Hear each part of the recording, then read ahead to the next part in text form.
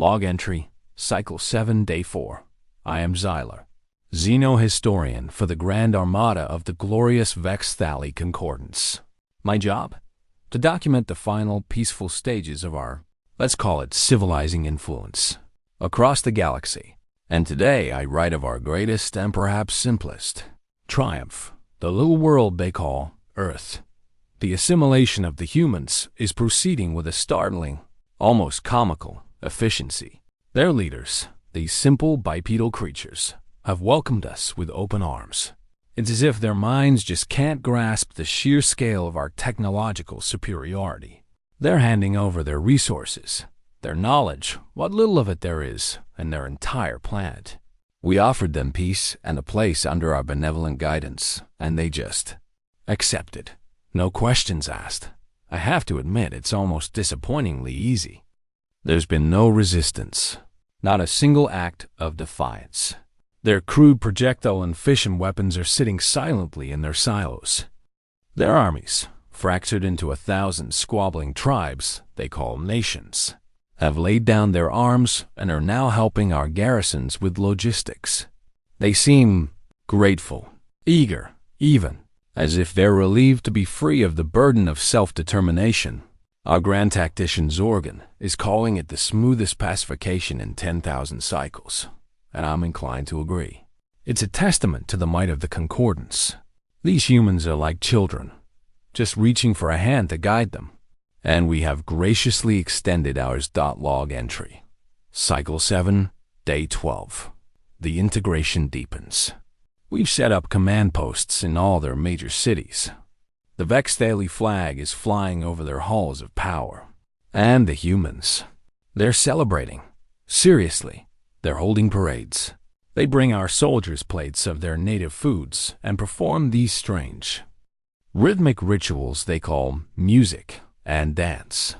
It's all rather quaint. My mandate is to understand them, to catalog their culture before we painlessly absorb it into the more logical Vex-Thali way of life. I've been spending time in their digital archives, a chaotic mess they call the internet. It's a bewildering tangle of contradictions. For a species that gave up so easily, they have a staggering amount of fiction about defeating invaders just like us. I've watched their films, Independence Day, War of the Worlds, The Avengers. In every single one, humanity somehow repels a technologically superior alien force. It's bizarre. They fantasize about victory while embracing total submission in real life. Our psychoanalysts think it's a species-wide coping mechanism. Since they can't actually resist, they retreat into heroic stories. It's just a sign of a fundamentally pliable, non-confrontational people.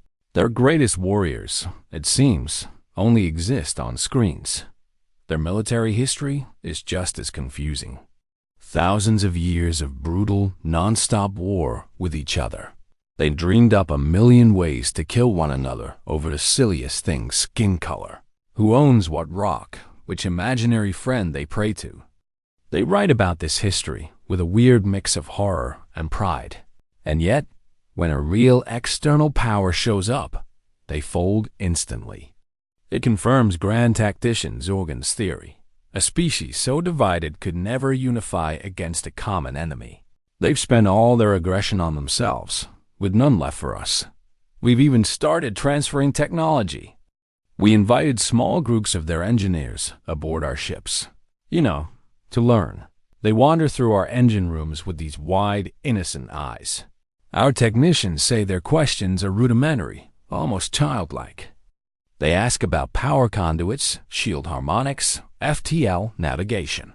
We answer patiently, like you would with a curious kid. It's a useful little charade to make them feel like they're part of things. Zorgan argues this transparency is the fastest way to get them to comply. Let them see the mountain, he says.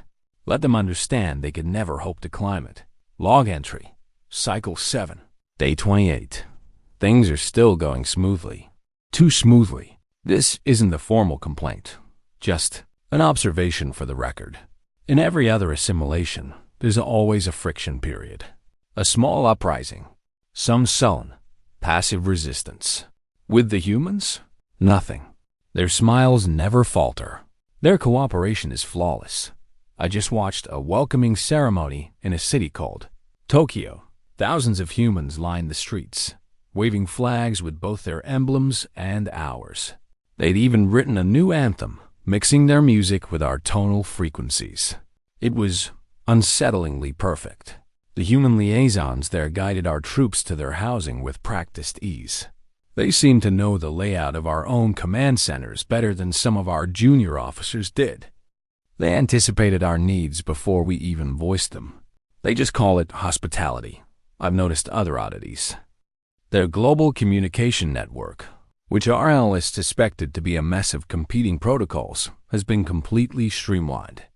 All their separate systems now run on a single, unified protocol. When we asked their leaders about this sudden leap, they just said it was an open-source project, a collaboration inspired by our arrival. The project lead was a young woman who looked barely out of adolescence. She explained impossibly complex algorithms with a disarming, simple charm. And then there are the gifts. In every city, they give our commanding officers these sculptures, abstract pieces of metal and composites, meant to represent the merging of two cultures. They look nice enough, but our security scans showed nothing, no weapons, no bugs. Still, they insist they be placed in very specific spots, on the command decks of our dropships, in our communication hubs, right next to the shield generators on our orbital fleet. For artistic resonance, they claim. It's a concept our logical minds can't quite grasp. Zorgan has allowed it. Let them have their trinkets, he transmitted. A happy species is a compliant species. Yesterday, I was reviewing footage from the student exchange program.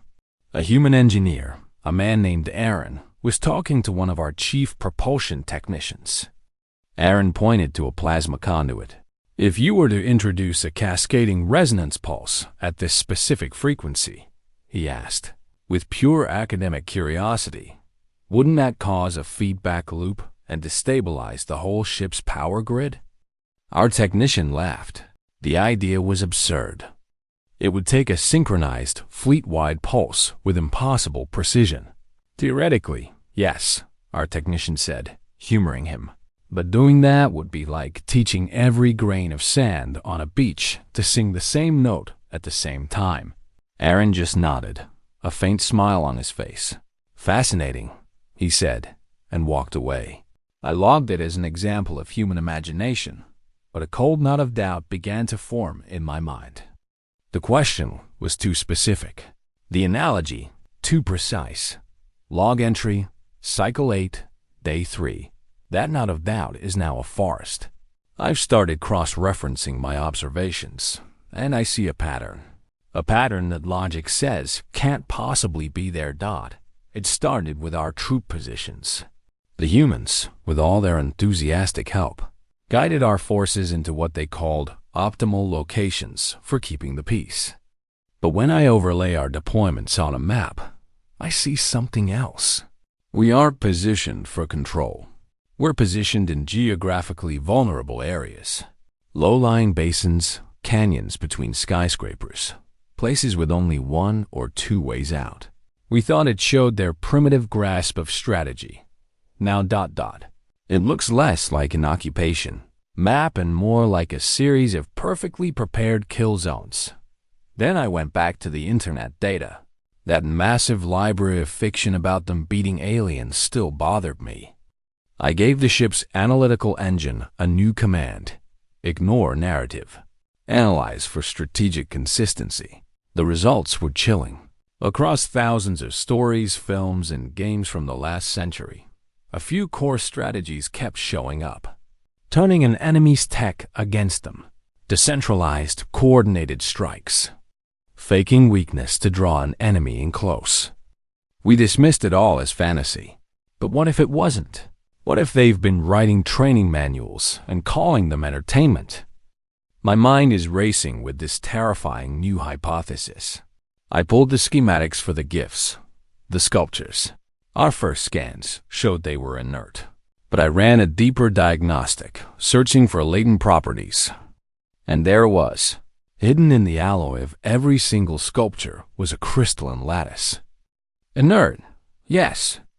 But if you expose it to a very specific, high-energy particle wave, the kind our ships emit during an FTL drive spin-up, for example, the lattice would instantly become a hyperconductor.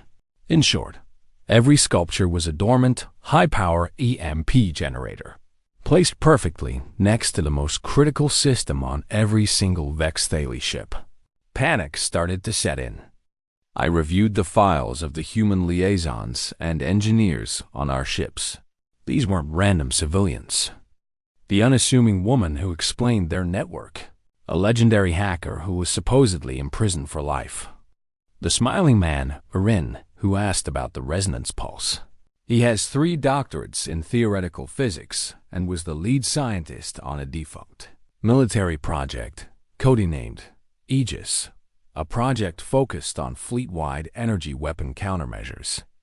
Every single human on our ships is an elite soldier, a master strategist, a scientific genius, or a special operator, all disguised as harmless civilians. They've been preparing for this for decades.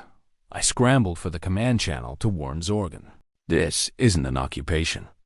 It's an infiltration. We weren't welcomed. We were consumed.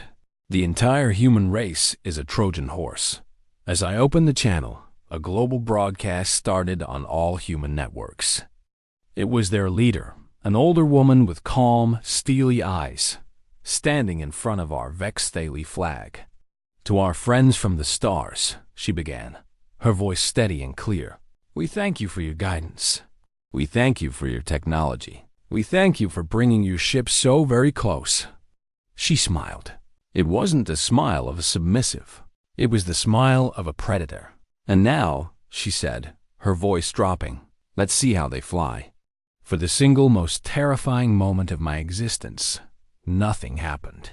I was on the bridge of the flagship, the indomitable Will, my manipulators frozen over the console. Then, the universe answered her command. A single piercing tone echoed through the ship. It was the exact frequency Aaron had described, the cascading resonance pulse. On my screen, the energy grids of the entire Vex Thaly armada flickered in perfect, horrifying unison. The lights on the bridge didn't just go out, they exploded. The low hum of our quantum core twisted into a shrieking, agonized groan. At that exact moment, the liaisons on our bridge moved. The smiling humans who'd been fetching us nutrient paste became blurs of motion. They pulled compact kinetic weapons from beneath their tunics, brutal, efficient machines for close quarters combat. Before our guards could even raise their ceremonial pikes, the bridge was lost. The human soldiers moved with terrifying familiarity, using our own consoles for cover. They didn't fight like a species new to war. They fought like a species that had perfected it. A status board flickered on, and the display was a nightmare. Across our fleet, it was the same story. Red icons blinked and died. The Valiant Sword, Power Core critical. The Starfire Lance, Life Support failing. The Imperial Truth, Weapons offline. The human liaisons on every ship, at the exact same instant, had engaged the bridge crews. They knew our command structures, our security protocols, everything. They'd spend weeks walking our halls, smiling and learning, while mapping every single weakness. From the viewport, I saw our ships dying. Engine lights sputtered out. Defensive shields, starved of power, collapsed. We were no longer an armada. We were 10,000 metal coffins floating in the dark. And then, the final insult. The sculptures. On the ground, another pulse was triggered. The inert art became weapons. Localized EMPs erupted in our command centers and barracks. Our ground forces were rendered deaf, dumb, and blind in an instant. The cheering crowds from moments before were gone. In their place were organized militia, armed and emerging from hidden caches. The parades were cover for deployment. The hospitality was a trap. My blood ran cold. This wasn't the plan made in weeks. This was the work of generations, a species-wide strategy of deception. They must have detected us light years away and prepared, not for a war, but for a heist. They didn't want to destroy us. They wanted our ships. They let the fox into the henhouse, not out of weakness, but to systematically become the fox. The bridge door hissed open. The human leader from the broadcast, General Baxter, stepped onto the bridge, flanked by her soldiers. She looked at the scene of our downfall, her face calm. Then she looked at me, the last Vex Thali standing on the bridge. "Log entry," she said, her voice laced with an irony so sharp it could cut steel. Cycle 8, Day 3. The assimilation of the Vex Thali Armada proceeds with remarkable efficiency. Log entry, cycle and day are unknown. I'm no longer a xenohistorian. The concordance is a ghost. I am now a guest, a prisoner. My official title, given to me by my human captors, is Chief Advisor for Non-Standard Propulsion Systems from my observation cell, which they've graciously equipped with a terminal. I've watched the aftermath. Humanity's grand coup was flawless. In under an hour, they'd captured or neutralized every Vex Thali soldier and seized control of every ship. There were casualties, of course, mostly on their side. They see it as a necessary price. They always do. General Baxter explained it to me herself. Their deception, Operation Trojan Fleet, began over 75 years ago, the moment their deep space arrays first detected our fleet's energy signature. They didn't build a defense force. They built a welcome party. They retooled their entire society from education to entertainment for the singular goal of this grand deception. Their best minds went into hiding. Their best soldiers were trained as diplomats and tour guides. They gambled their entire species on a single, audacious lie. "We knew we couldn't beat you in a straight fight," Baxter told me, sipping a steaming drink she called coffee, "so we didn't try. We studied you. You're logical, orderly, and arrogant. You see submission as a natural response to force. You never considered it could be a tactic. You value centralized command. We excel at organized chaos." She was right. Our weakness was our own suffocating superiority. We saw their thousands of years of infighting as a flaw. In reality, it had made them the most dangerous strategists in the galaxy. A species that has fought everyone, including themselves, learns every possible way to win. Now, Earth's skies are filled with our ships, repainted with human emblems. They call it the Terran Defense Fleet, and they learn to fly them with an unnerving speed. The students we dismissed are not just operating our tech, they're improving it. Aaron already submitted a paper on how to increase our FTL drive's efficiency by 17%. They're weaponizing absurdity and improving quantum mechanics with what they call duct tape and optimism. My task is to teach their new pilots the nuances of our ships. They are brilliant, reckless, creative, and terrifyingly adaptive. They push the engines past safety limits just to see what happens. They invent combat maneuvers based on moves from their fictional films. Humanity hasn't just survived. They have launched themselves onto the galactic stage in a stolen fleet, perfectly armed and already veteran. They let the aliens invade just to steal their ships. We came to give them a place in our empire. Instead, we gave them the keys to the galaxy. We were the most powerful force in this quadrant. Now, we're just the first footnote in the history of the Terran Empire. And I, Xyler, am its unwilling, terrified first historian. If you enjoyed this story of humanity's cunning and audacity, be sure to subscribe and hit the notification bell for more tailies from the stars. Let us know in the comments what you think humanity would do next with a brand new fleet of alien ships. And as always, thank you for listening.